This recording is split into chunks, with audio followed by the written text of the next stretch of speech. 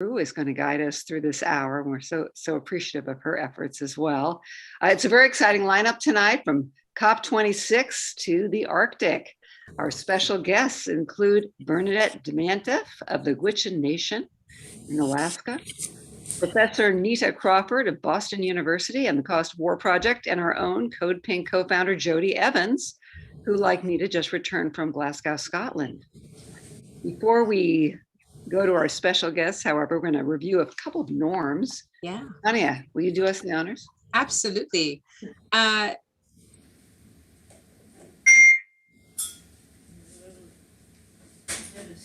Well, here we go. I think Hanieh was pulled away. Okay, so just some simple norms. We noticed that in the past, most people are very respectful. We appreciate that, but there are times when people get off track in the chat, and we just want to keep us all focused. So please show respect at all times to everyone involved. We do encourage healthy debate, but disagree agreeably. Any disrespect will not be tolerated. So let's try to stay on topic and organize for peace and justice. Yes. So before we go to our special guests, we're going to hear a few updates. I first want to just share that word came in tonight that the Senate will be voting on this record high $778 billion military budget this week. So please appeal to your US senators to vote no on the NDAA, and that will be part of our action later tonight for our Capitol Calling Party. To stay with us for that. For another update, let's go to Leo Flores, one of our CODEPINK Latin American coordinators. What's happening in Cuba, Leo? Thanks so much, Marcy. I'm a big fan of CODEPINK Congress, as you all know. So in Cuba, there was a lot of buildup to November 15th just yesterday for a couple of reasons. On the positive side, children went back to school as Cuba finally finalized its vaccine campaign, including vaccinating children as young as age 2. And the country opened back up to tourism, which should significantly help the economic crisis. On the negative side, the US had been promoting protests for November 15th for months to try to kind of rain on this parade. The White House, the State Department, several members of Congress, especially Marco Rubio, had threatened the Cuban government over these protests. And then yesterday, a bunch of members of Congress had a press conference and a photo op in front of the Capitol to kind of tout the protests. But as it turns out, nobody in Cuba showed up to protest. And that's, a very slight exaggeration. There were basically no protests in Cuba yesterday. Medea Benjamin published a really lovely article that I encourage folks to read. I'll put it in the chat in a bit. And she's in Cuba right now because CODEPINK, along with Puentes de Amor and the People's Forum, sent a plane full of 18,000 pounds of food as a gesture of solidarity from the people of the US. And, she spoke to Cubans on the streets, even some who participated in the July 11th protests, and they said that they aren't interested in overthrowing their government, but they do want conditions to improve. And that's something that Biden could deliver on immediately.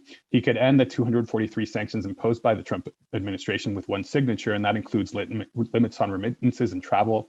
And right now we're working on Congress, getting Congress or members of Congress to sign a letter to Biden to engage with rather than confront Cuba. And I'll also put that link in the chat. Thanks, Marcy. Thank you so much. Very informative, Leo. Yeah, nothing like touting a protest that no one attends. All right, let's go to Olivia Danucci. She's another CODEPINK organizer, and Olivia's going to tell us about the Citizens Filibuster. What is that, Olivia? Hey, everyone. Olivia, here based in DC on Piscataway land. We just got off of a record-breaking filibuster to protest the filibuster, the people's filibuster outside of Mitch McConnell's house yesterday.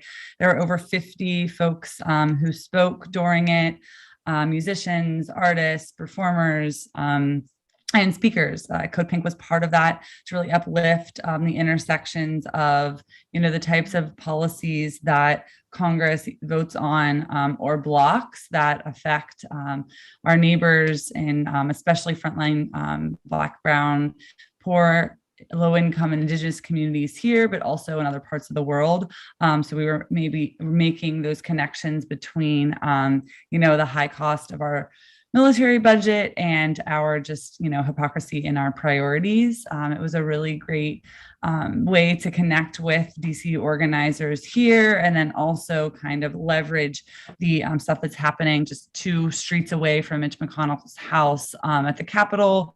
There are going to be sit-ins throughout the week for some young activists wanting to get Build Back Better passed. And then also, because the NDAA is voted on tomorrow, we will have our presence there as well, making those connections between, endless money for war, more money that was, this is the most, as we all know, the most expensive NDAA, and yet the Build Back Better budget continues to be cut down. So continuing to connect those dots and just like build community with people, despite what we're up against. And we are up against a lot, but we so appreciate all of your activism and organizing to push back on this filibuster that prevents us from making a lot of very important changes. All right, let's go to Nadia Ahmed. Nadia is a good friend, author, attorney, law professor, and environmental justice advocate. She is an associate professor at Barry University School of Law, a visiting associate professor at Yale Law School. And Nadia, it's our honor to have you with us tonight to tell us about the UN Human Rights Council and its resolution for a right to a healthy environment. Hi, thank you so much, Marcy. So I wanted to tell you about the UN Human Rights Council, and it had passed last month the right to a healthy environment. This is part of work that they've been doing for over 2 decades to get this resolution passed in the Human Rights Council. And the support for it included 15 different UN agencies, including the UN Development Program and the World Health Organization, 50 UN Rights Council, special rapporteurs, and more than 1,300 NGOs, more than 50 businesses, and more than 100,000 children, as well as the UN Commissioner for Human Rights and the Global Alliance of National Human Rights Institutions. When the resolution was adopted with the Human Rights Council, it recognized the right to a clean, healthy, and sustainable environment as a human right. And so as this resolution was adopted, it now goes before the UN General Assembly. The United States was not actually a member country of the Human Rights Council at the time the vote was made, but spoke in opposition to it. Right now, we're doing work to get support for the US to back this human right to a healthy environment. We've gotten a letter from the American Bar Association, which is the largest voluntary bar of lawyers and legal professionals, which consist of over 400,000 attorneys to write a letter in support of it. We're also looking for additional support. If anybody can help us, we would be very grateful. Thank you. Thank you. Yes, and Nadia, if you want to write in the chat the type of support you're looking for, I'm sure people would want to help you support what you're doing. All right, terrific. All right, let's go to our special guests. We are so honored and thrilled to have with us tonight Bernadette Dimentif. Bernadette is from Fort Yukon, Alaska. She is the executive director of the Gwich'in Steering Committee, representing an Indigenous nation formed in 1988 to protect their sacred lands in the Arctic Refuge. As executive director, Bernadette coordinates the activities of the Gwich'in Steering Committee to protect the porcupine caribou herd calving grounds, their sacred land, and the Gwich'in way of life. Bernadette is a seasoned speaker, organizer, and leader who educates and informs all audiences about the critical need to protect her homeland, not just from the oil drilling, which we hear a lot about, the threat, but also from the impacts of the climate crisis. In addition to all that, Bernadette is the mother of 5 children and grandmother of 6 beautiful grandchildren. She takes her position as executive director very seriously and says it has transformed her life to better serve her people. Bernadette views her role as sacred to pass down her knowledge of the land as she continues to learn from elders and carry this knowledge closely. Welcome, Bernadette Dimentif, to CODEPINK Congress. Marcy, for having me. I just like to recognize that I'm on the Lower Khanna Dene people's ancestral homelands. Drin Winzi, Shorji, Bernadette Dimentif Oji, Tuchaja Kutsan Eathly, Shahan Betty Fit Oji, Shiti Bernard Hornsby Oji, which yeah, I'm honored to be here. I kind of was just busy. It's been a crazy, chaotic day for me. But yeah, I worked for the Gwich'in Steering Committee off and on, but as Gwich'in people, this is not work for us. Protecting this area is very personal. And well, let me back up. The first gathering that was held in over 150 years was in 1988.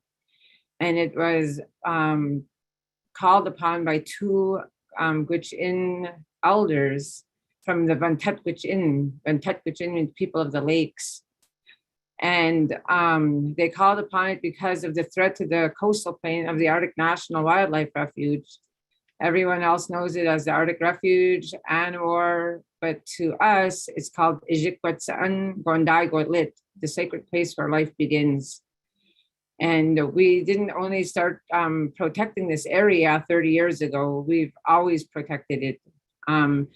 It is so sacred to us that we do not step foot there. When this is the area, our creation story tells us that there was a time we were able to communicate with the caribou, and we made a vow to protect each other.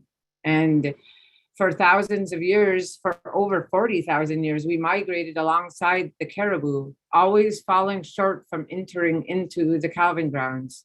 This is their safety net. This is where they've been going for millions of years. And right now, since Alaska is completely open in the northern part of oil and gas development, there's nowhere else for them to go. There's birds from 7 different continents that migrate there. Even the whales, they go all the way around and come back to give birth. The food that grows there at that exact precise time of year is very critical for the mother and calf to regain their health. And right now, climate change is impacting Alaska 2 times, almost 3 times faster than the rest of the world. And we don't only feel attacked by our government, the former administration, but we also feel attacked by climate change. We literally have 33 coastal communities eroding into the ocean. We have thousands of dead fish in our rivers and our lakes. It was unbelievable. Then there's dead birds literally falling from the sky from starvation. And we have an elected leadership that refuses to acknowledge any of that. This is Betty in the background. I'm sorry.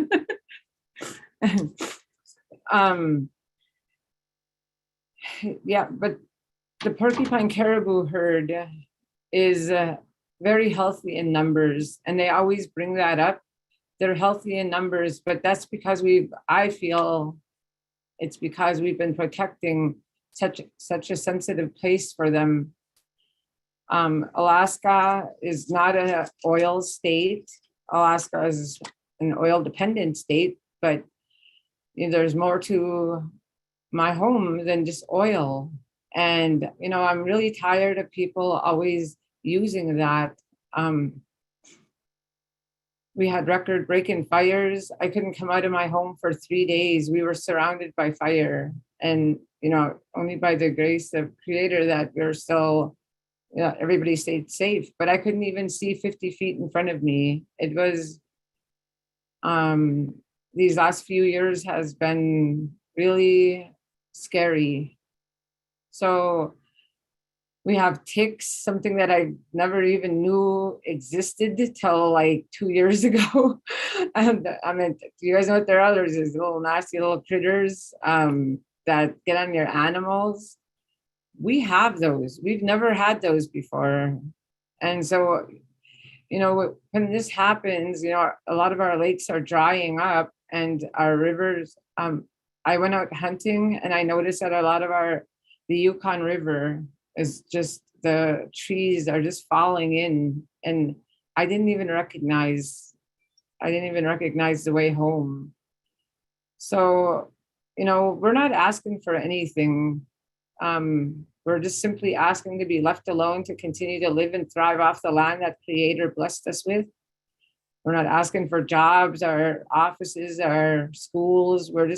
We want to continue to live. It may be a harder way. I know a lot of people might find that hard to believe, that we want to go out. Our grocery store is our land, but it's the way we want to live. It's the way we've always survived, and that's our survival. We are interconnected to our land, to our water, and to our animals. And we will stand up to anyone who seeks to destroy or disturb that, especially the sacred Arctic refuge, the coastal plain. It's going to affect all of us. Alaska may be way up here, but what happens up here will happen where you are. And I know everyone is ground zero all over. And it's heartbreaking to see, all across the country, all across the world, just all the negative impacts that are happening to all of our people. But, our people are always the forefront of almost every devastation. And it's hard to try to explain to people that will never understand our way of life that we matter. And that, for instance, I went to New York, and that's like concrete, just nothing but concrete. And I have to have dirt, I have to have land, I have to have trees. That's like therapy for me. And, and I respect that they want to live there. And I think that we deserve that same respect. So in 2017, Trump's administration opened our sacred lands to oil and gas development. And, it was hard to come back and, tell my people that, we thought we were going to get protected by Obama, but instead I had to come back and tell them, get ready, we have a battle ahead of us. And so, it's been really rough. It's been a really rough 4 years. I'm really grateful that we have someone in there that has been stating from the very beginning that he wants the Arctic Refuge protected. This is not just about environmental, this is about our human rights. I'm not an activist and I'm not an environmentalist. I'm a mother, I'm a grandmother, and I didn't come looking for a fight. I'm just standing up for what is rightfully our way of life. And, I'm grateful that we have an administration that is actually respecting, some of our ways that but there's still, this is not just a Gwich'in issue.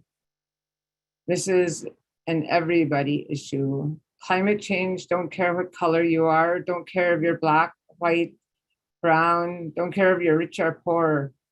We are all going to be negatively impacted.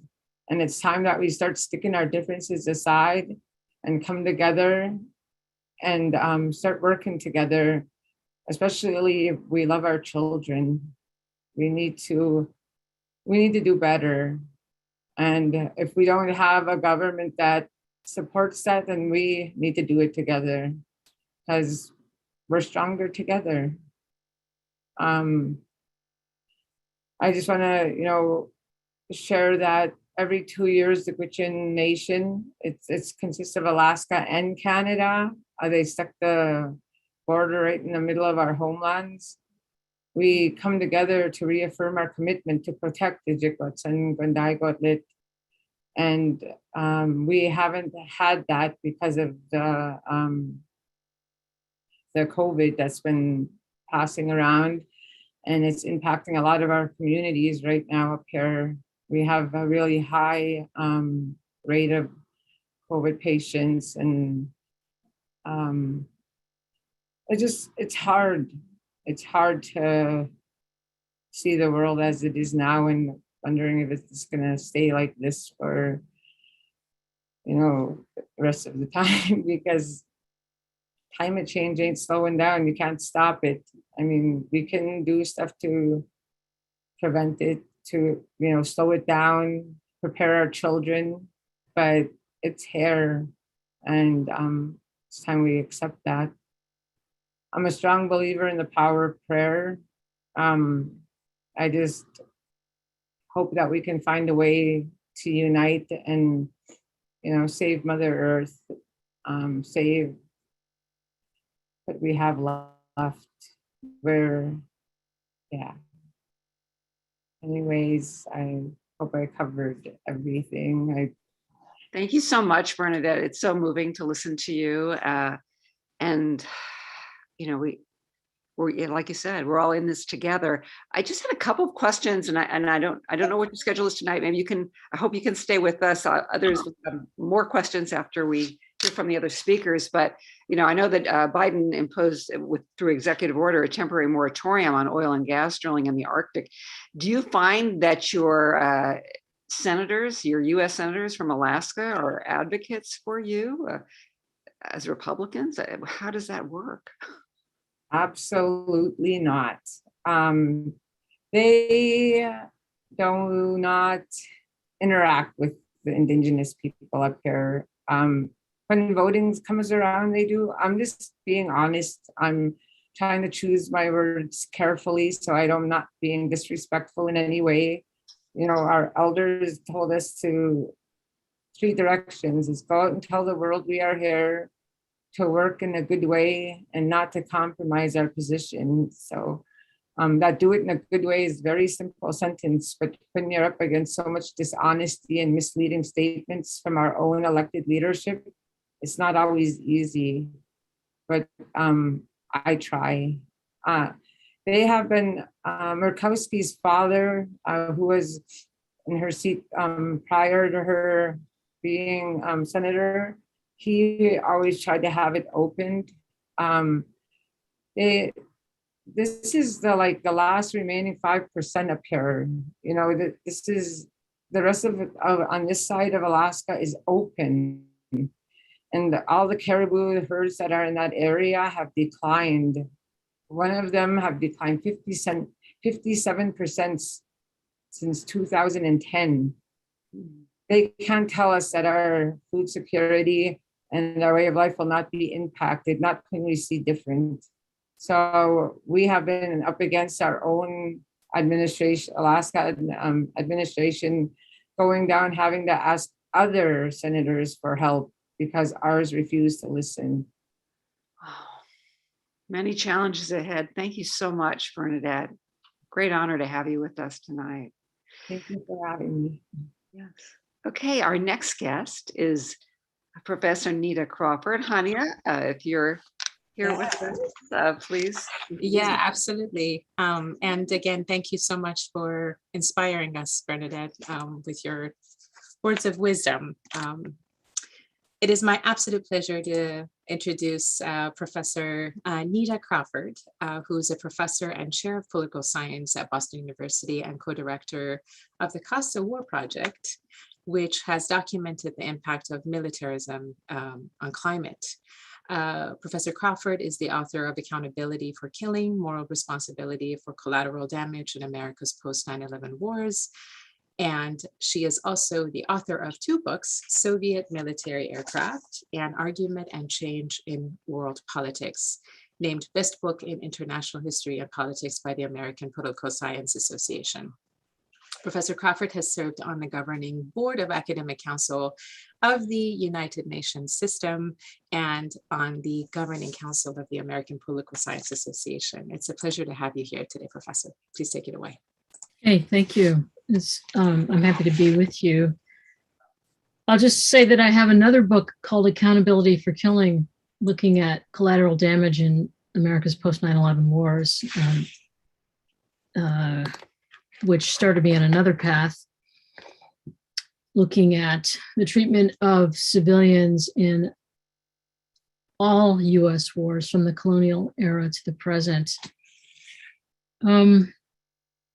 I just want to say maybe three things today about my current project on military emissions and what I found at COP. First of all, I went to the Conference of the Parties to meet with some people who are working on what was called the military emissions gap by this group. And they started a website to try to understand and explain to people the gap between the voluntary reporting of military greenhouse gas emissions and what we really need to know, which is the total emissions, the entire military bootprint of greenhouse gas emissions. So they've got this website. You can find it by Googling the military emissions gap or militaryemissions.org. And it's a good start. I've also myself calculated US military emissions and tried to highlight the Department of Energy statement about those emissions. And so what I want to do is just sort of give an overview of US military emissions and say what this means. Okay, so in 2020, the United States military emitted 51 million metric tons in scope 1 and scope 2, that is direct emissions themselves, or by purchasing power from another entity, like a local power company. So that's 51 million metric tons, which is greater than the emissions of many countries in the world, right? And it is the United States military the largest energy consumer in the United States, the single largest energy consumer. It is the single largest fossil fuel user in the United States. And in fact, I think in the world. Now, what does that mean? It means that it's a place that's ripe for reduction. And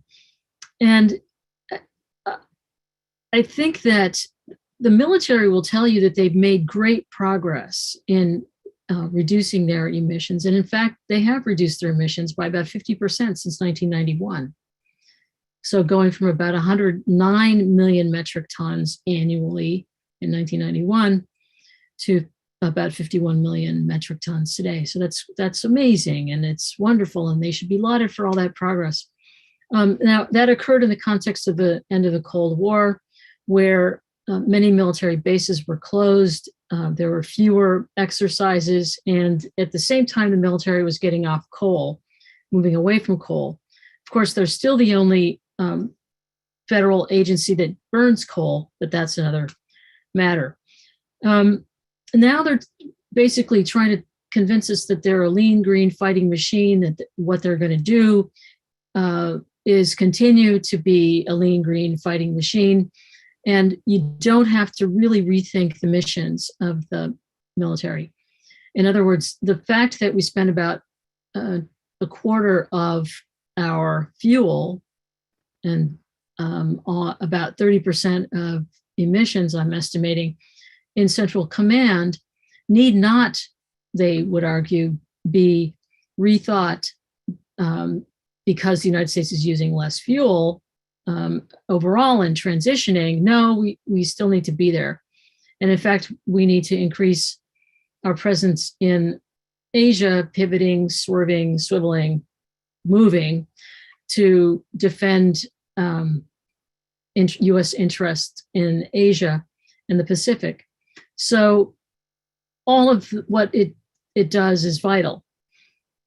Okay, so that's the first thing that they're doing. They're saying that they're virtuous in the sense that they're reducing, and others are arguing that, in fact, the United States military should be a leader in innovation, and it is a leader in innovation, and that we should depend on them. I think Michael Clare makes this argument, and so does Bill McKibben, to think through problems that people are unwilling to think through.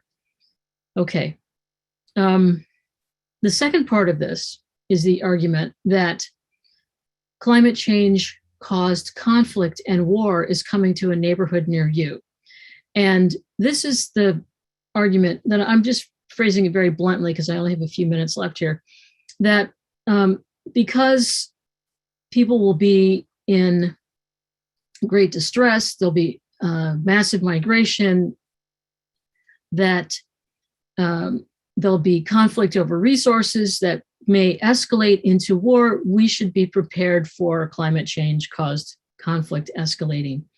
And so therefore we have to, prepare the walls, rely on the moats, the Atlantic and the Pacific as our moats, pull up the drawbridge, and prepare to defend the United States. And in fact, there's no reason to decrease the military budget. In fact, the need is to increase efforts in homeland security. So this is the so-called lifeboat approach. You pair that with the military's doing great, being a lean green fighting machine. We're going to raise the drawbridge. What you get is then a military focused on adaptation rather than mitigation. In other words, the idea is that the United States needs to have a military that is prepared to deal with the threats to its own infrastructure and missions caused by climate change, but not so much focused on reducing its emissions. And then I want to make, I think, a final point here. What I'm seeing is a tension in the peace movement, and even among colleagues that I've known for decades, people are arguing that climate change is a national security issue, and it's a security threat. And in arguing that, I think we're very close to validating arguments that will lead to increased budgets and fear, which is the great motivator for much of what we do. So we were using the military to validate, some of us were using it to validate our concerns about climate change, but now they're using climate change to validate, promote, legitimize the argument that they're the best thing since sliced bread, and they're going to help us through all of our troubles. So I just wanted to raise the issue that I'm having conversations with the colleagues I've known for a long time and suggesting we really ought to move away from that argument and think about instead problematizing the narrative that the instability, the immiseration that is occurring because of climate change will necessarily or likely lead to conflict. And the argument that was made in the National Intelligence estimate last month and in the Department of Homeland Security and White House and DoD briefings that all of this is likely to be the instability that will be associated with climate change is likely to be taken advantage of by our, quote, adversaries, Russia and China, needs to be countered, nipped in the bud. It's all part of a sort of narrative that I think is distinctly unhelpful. I think I should stop there. Thank you, Professor Anita Crawford. Yes, earlier on CODEPINK Congress, we had a representative from 350.org who was warning us also about the terminology of calling this a national security issue, climate, just even the word climate emergency. I mean, it is an emergency, but with that word emergency comes all sorts of thinking about further militarization. So I'm glad that you brought that up. I'm sure we'll explore that more during the Q&A. So thank you. And now we're going to turn to CODEPINK co-founder Jody Evans, who served in California Governor Jerry Brown's cabinet when he was in charge in California, and she led and worked on efforts to promote wind and solar energy. Jodi has led citizen diplomacy for decades, delegations to Iran, the Gaza Strip, Afghanistan. She's published 2 books, one titled Stop the Next War Now, Effective Responses to Terrorism, and Twilight of Empire. Jodi Evans is a busy woman. She serves on several boards, including Bioneers, Institute for Policy Studies, Rainforest Action Network, and Drug Policy Alliance. She and CODEPINK's Nancy Mancius, together with Susie Gilbert in Europe, traveled to Glasgow, Scotland, where they joined with thousands of other activists demanding climate justice for the global South and a focus on the link between militarism and climate chaos. Welcome, Jodi. We want to hear all about your trip. Thanks, Marcy. Hi, everybody. Great to see you all this week.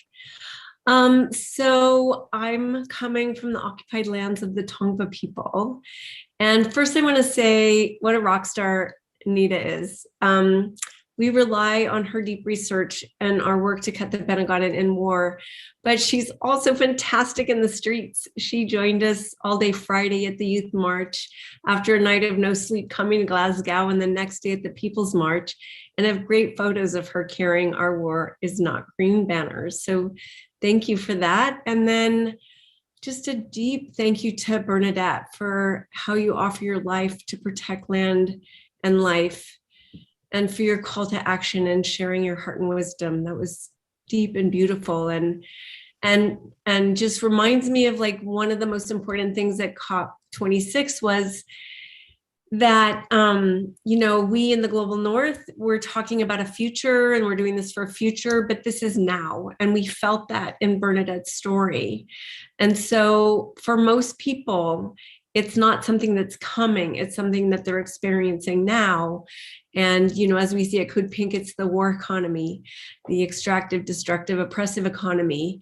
And those were the people inside the blue zone in COP. I've been attending COPs before there was a COP, way back to the Earth Summit in Rio in 1992, which led to the forming of COP. And so in the arc of history, change is happening. And it's important we feel these victories in the face of just absolute failure. COP26 was a failure. It failed to value life on the planet and decided for greed and profits and corporations. It failed to hold the North responsible for all its consumption and fossil fuel usage that the people of the global South are already paying for with their lives.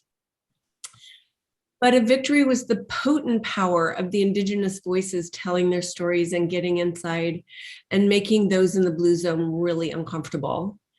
The voices from the global South were loud, beautiful, clear, and brilliant, both inside and outside. And that's even with so many of them being kept out of Glasgow because of the vaccine apartheid. Another part of all this greed. Another victory was the People's Tribunal, which was really powerful and beautiful. And you can, I'll put the link when I'm done talking, but it delivered its verdict of guilty and on all the charges, and it called for COP to disband its current form and be reconstituted from the ground up as a means of redress, that it had formed as an intimate partnership with the very corporations that have created the climate crisis. And it had refused to democratize the process to listen to those on the front lines who bear the brunt of the crisis. One of the things that was really distressing is I did get inside the green zone, and all you heard were corporations pronouncing that only corporations could solve this problem. So the stupidity of the corporations continues, and it was on steroids there. One of the testifiers at the People's Tribunal was Mitzi Jonelle Tan, a young Filipino climate activist with Fridays for Future. And she said the youth felt a strong sense of betrayal from the world leaders as they go on with their empty promises and lies. Enough is enough, she said. The summit so far has done nothing but greenwashing. And the tribunal did call for the trillions of dollars in tax havens to be expropriated to fund the climate transition. Another victory is that for years at CODEPINK, we have been working to get emissions from military addressed. In Paris, we refused all platforms, even on the outside. But in Glasgow, we had an entire day dedicated to the emissions. And we always had a designated place in the marches. And by the way, Marcy, it wasn't thousands I was in the streets with, it was hundreds of thousands. It was at least 100,000, if not more. We had at least one panel every day, and the media picking up our story and sharing it. Medea was on Democracy Now! So I would say that's a huge movement in the last 5 years, and it's all of us raising our voices. And we got to see the fruits of our teachings, because then other people in other conversations were bringing it into their panels. And so it just started to move like wildfire through the communities. As we passed out our "War is Not Green" stickers in the marches and rallies, asking people if they knew that militarism was the greatest industrial polluter, almost everyone said no, but they were happy to learn, and they took the sticker to remind them to learn more. And Stop the Military Boot Print was trending for days. And why a boot print and not a footprint? Because inside the blue zone, they were talking about footprints.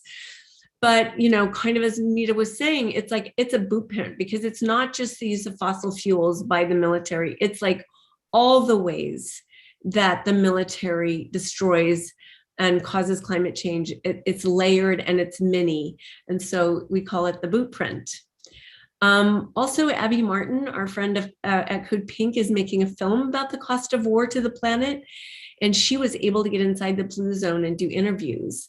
But best of all, she was able to ask questions at the press conferences of both Democratic governors and Nancy Pelosi and her panel of members of Congress, which basically exposed them as ignorant on the issue.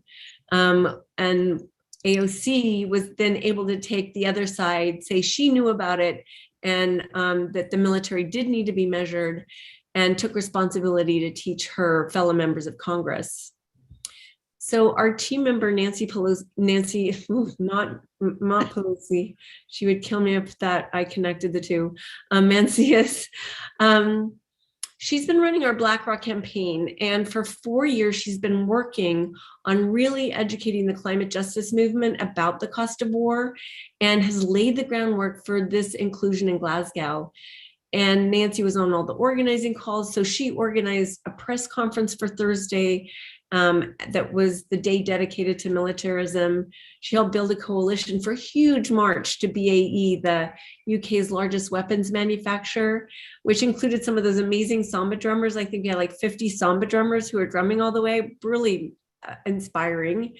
We went for miles down streets of Glasgow until we shut down the front of BAE and had a rally. And then it was followed by a teach-in that Nancy facilitated, the Buchanan Steps, where Sheila Biota from Micronesia, Climate Change Action, and the Mariana Islands opened with a blow on her conch shell, followed by activists from all the UK and US anti-war organizations, and ended with an Afghan refugee calling on the needs of the people in Afghanistan. It was interspersed with great music from David Rovex, so it was a beautiful peace rally. And you can read more about our actions at Cut the Pentagon, and I'll put that in the chat in a minute. So core messages for you to take and make a part of your lives and conversations are, one that went across all the organizing outside is that we need structure change, not climate change. And of course, the structure is held up by militarism, so yet another reason that it should be ended.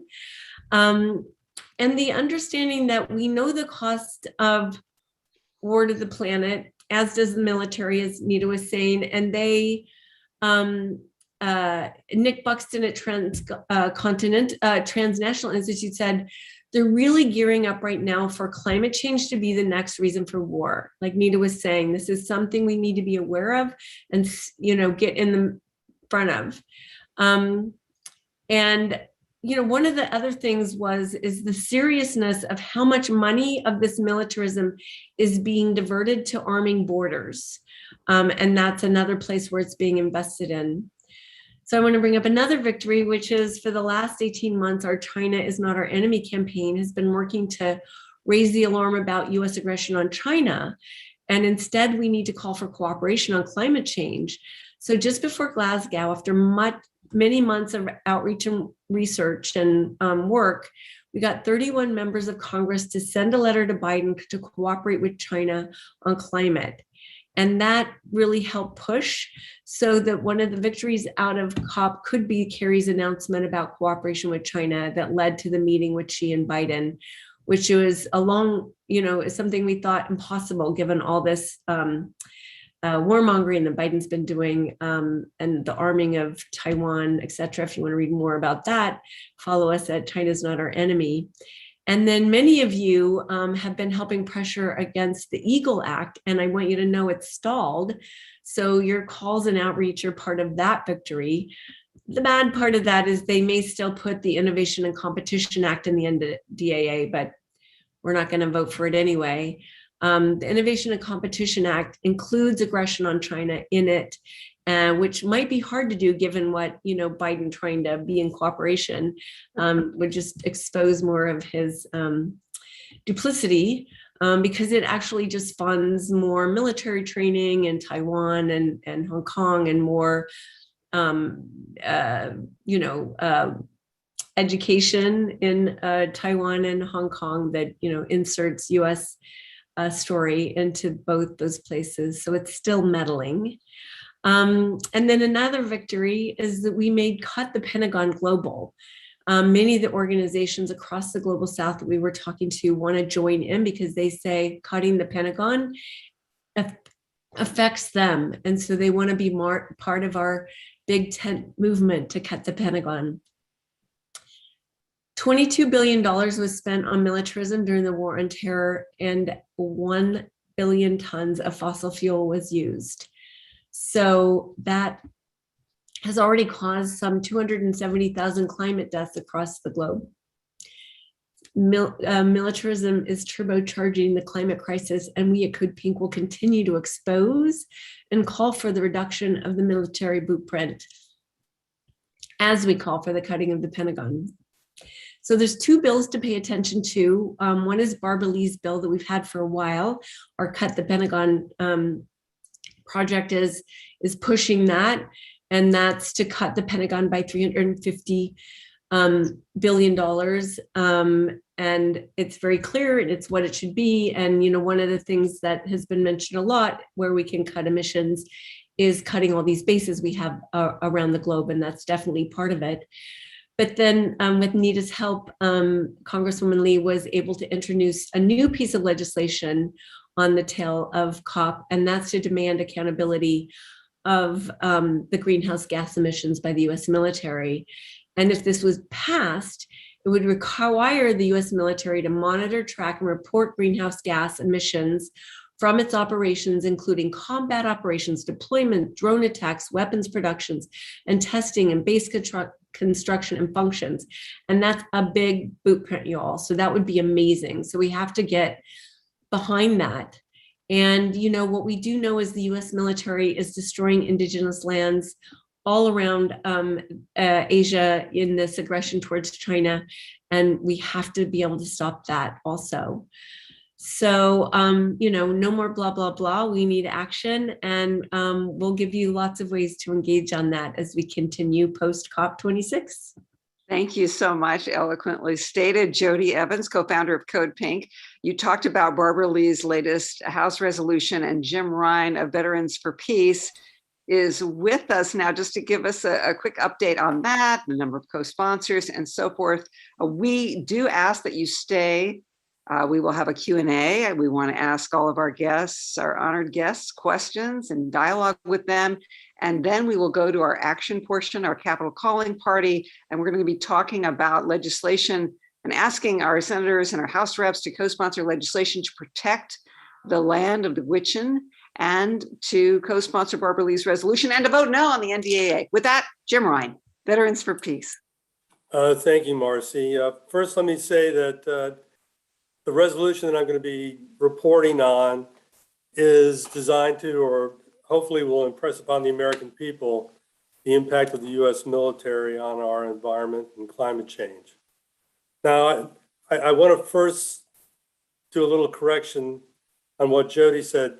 This is a sense of the Congress. The resolution, which is now known as HRES 767, or expressing the sense of the House of the Representatives that is the duty of the Department of Defense to reduce the overall environmental impact of all military activities and emissions and for other purposes, is a resolution.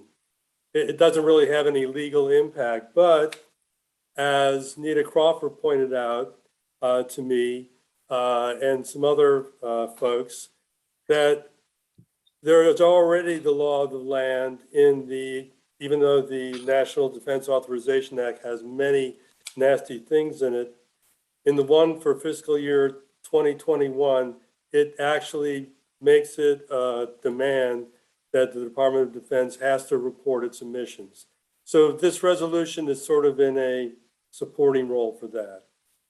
Now, how did this resolution come about? Well, in the spring of 2021, it began as a combined project of Veterans for Peace and the Climate Crisis and Militarism Project and CODEPINK, with the action items largely derived from the Conflict and Environment Observatory, otherwise known as CEOPS. In July of this year, we met with Representative Barbara Lee's staff, and we asked if she would be the lead sponsor, and she soon agreed thereafter. Now, after soliciting numerous national peace and environmental organizations to endorse this resolution, largely due to the efforts of Cindy Peister and Marcy, and after improvements suggested by Nita Crawford, Representative Lee's office agreed to introduce this resolution, which she did in late October after a Dear Colleague letter was distributed to get original co-sponsors. The resolution was introduced on the 3rd with 26 original co-sponsors. As of today, there are 5 more. I'm thinking maybe, so that's a total of 31 with the addition of, with the inclusion of the addition of Representative Lee. Hopefully this is the result of folks calling in. We had over 3 people call their members of Congress to ask them to be co-sponsors. And now there's also a campaign just starting to get a lead sponsor in the Senate so we can go through this whole thing again. So that's essentially where we're at right now.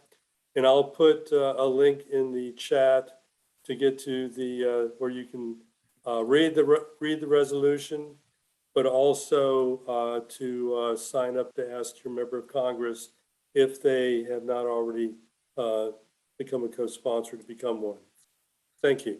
Thank you, Jim. I think one of the strengths of this resolution is that it asks for accountability on all military operations and breaks them down on, bases, as Jody mentioned, and proxy wars, drone attacks, troop deployments. So it forces people to look at what we're doing.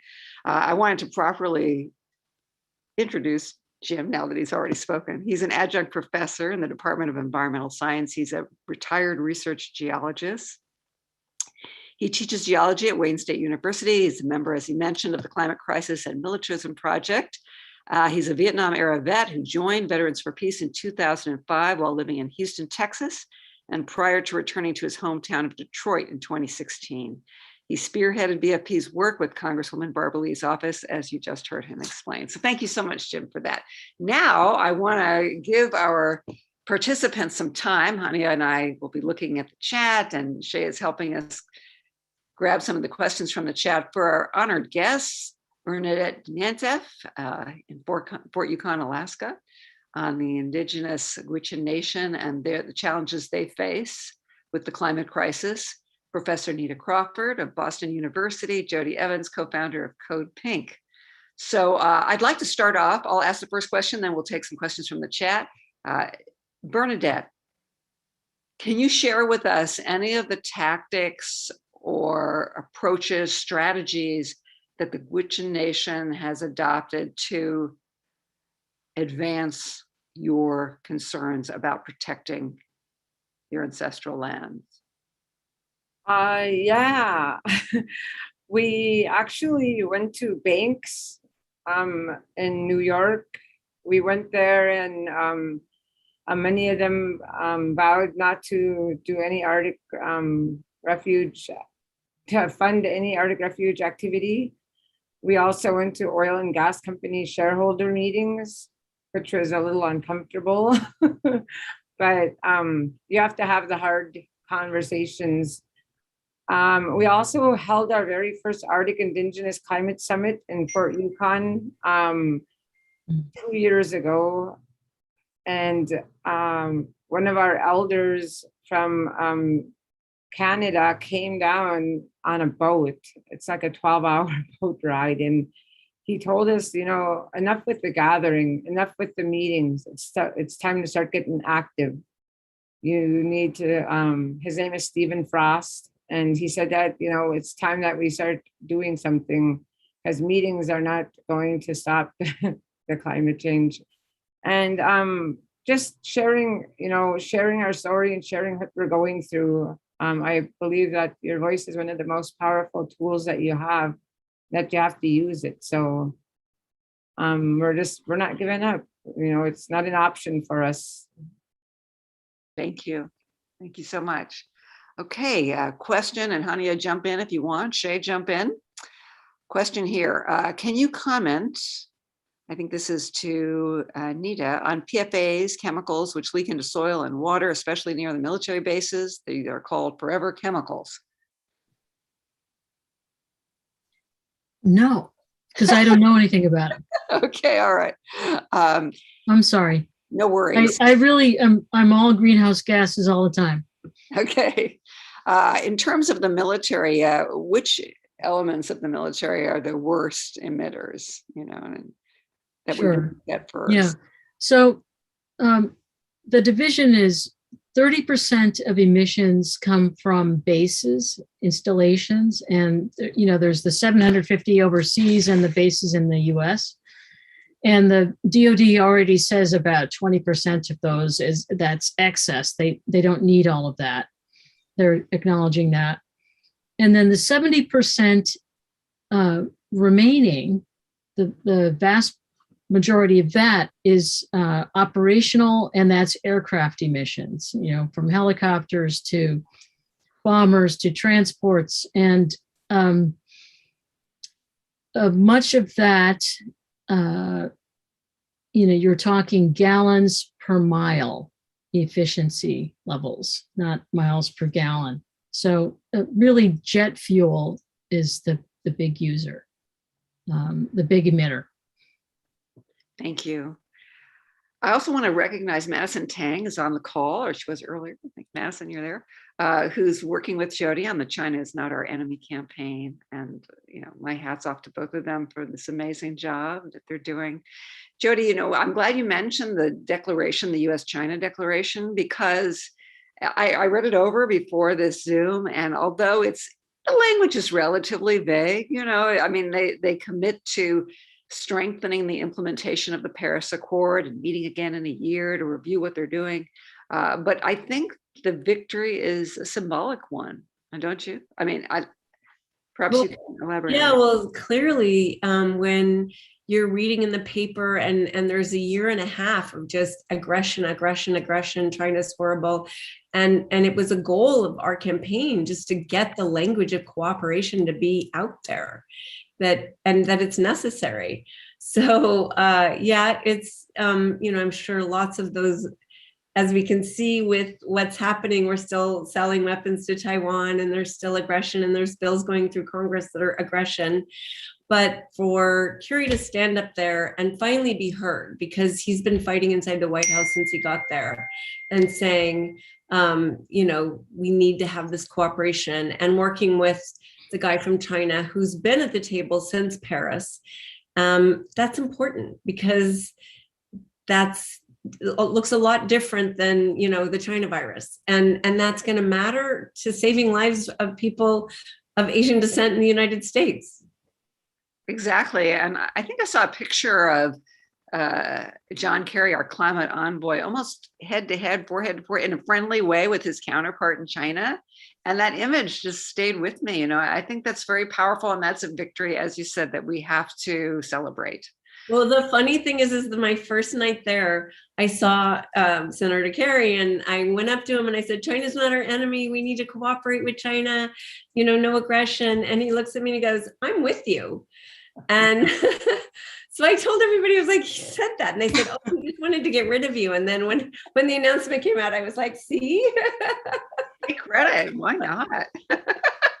All right. Well, it's 6 o'clock. Hanieh, did you want to say something? Yeah, Marcy, I just wanted for Bernadette to touch upon something important that she just brought up about the divestment from banks, right? Could you tell us if there has ever been a successful story with that? Because again, you know, we have had some losses in the climate, obviously, you know, movement, and we've had some great gains. So to end it on a positive note, what has been the most successful divestment campaign that you can recall that has been led by our communities of color or our activists around the world? The banks, we had 6 of the largest banks in the US commit to not funding the Arctic Refuge activity. We're going after the insurance companies now to let them know it's not a good idea. Scientists from all over the world is saying this is not a good idea. So they actually did